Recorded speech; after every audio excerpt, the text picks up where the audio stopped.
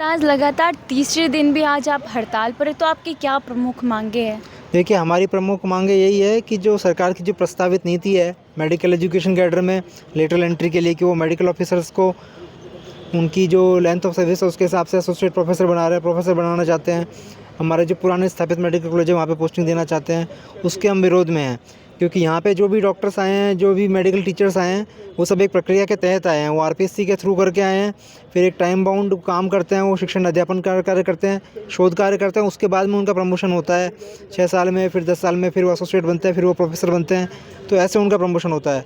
हमारी मांग यही है कि जो प्रक्रिया चल रही है, जो गुणवत्ता बनी हुई है स्थापित मेडिकल कॉलेजों में, वो पूरी ख़त्म हो जाएगी अगर ये लेटरल एंट्री चालू हो गई तो।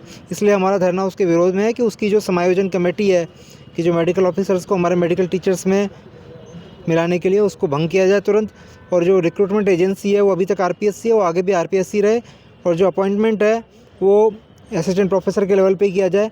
और जो अगर कमी लग रही है फैकल्टी की कहीं पे, वैसे कमी फैकल्टी की कहीं है नहीं, सब आर्टिफिशियल स्कैरसिटी है। अगर कमी लग रही है तो हमारे लोगों को एनएमसी के अनुरूप पदोन्नति दी जाए, पाते वेतन पर तुरंत पदोन्नति दी जाए। और हमारे यहाँ पे कई सीनियर डेमोन्स्ट्रेटर वरिष्ठ प्रदर्शक है जो कि पीजी योग्यताधारी है, उनको भी तुरंत ही प्रमोट किया जाए असिस्टेंट प्रोफेसर के पद पर। ये हमारी प्रमुख मांगे हैं।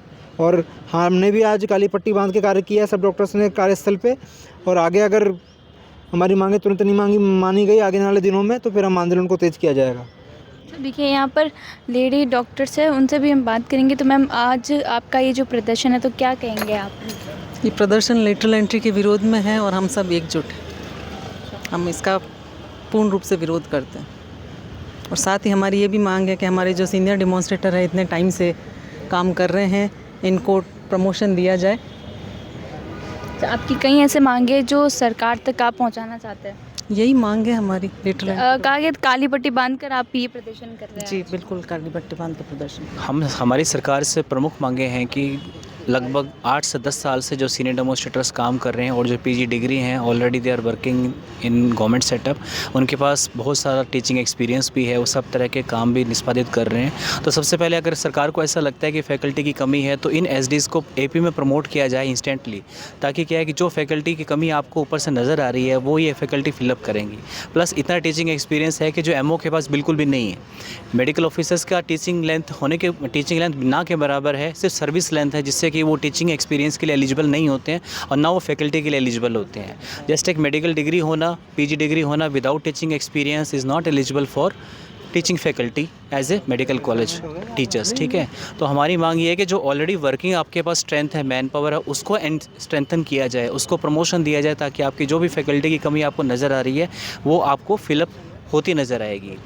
तो हमारा यही मांग है। प्लस एनएमसी जब 4 और 3 में प्रमोशन दे रही है, तो हमारी राजस्थान सरकार क्यों उसको 6 और 4 में दे रही है? जब एनएमसी ने ये रूल फॉलो बनाया है कि 4 साल में असिस्टेंट प्रोफेसर बनाया जाए एसोसिएट, और एसोसिएट 3 साल में प्रोफेसर बनाया जाए, तो ये रूल ओवरऑल इंडिया में फॉलो होना चाहिए। राजस्थान गवर्नमेंट इसको क्यों नहीं फॉलो कर रही है? राजस्थान गवर्नमेंट इसको 6 और 4 में चला रही है।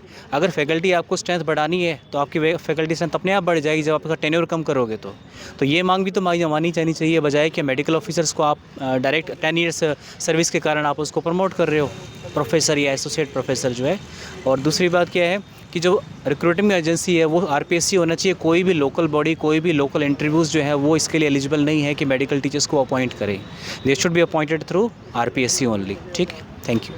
तो देखिए यहाँ पर कई ऐसे डॉक्टर्स हैं जो एसएन मेडिकल कॉलेज के बाहर यहाँ पर अंदर जो धरना प्रदर्शन पर हैं, तो उनकी मांगे आप तो सुन ही चुके होंगे कि सरकार द्वारा जो ये नीतियाँ लागू की जा रही हैं वो पूरी तरीके से प्रक्रिया के द्वारा ही किए जाए। तो अब इनकी आज धरने का जो तीसरा दिन है और तीसरे दिन भी इनका ये प्रदर्शन है वो लगातार जारी है।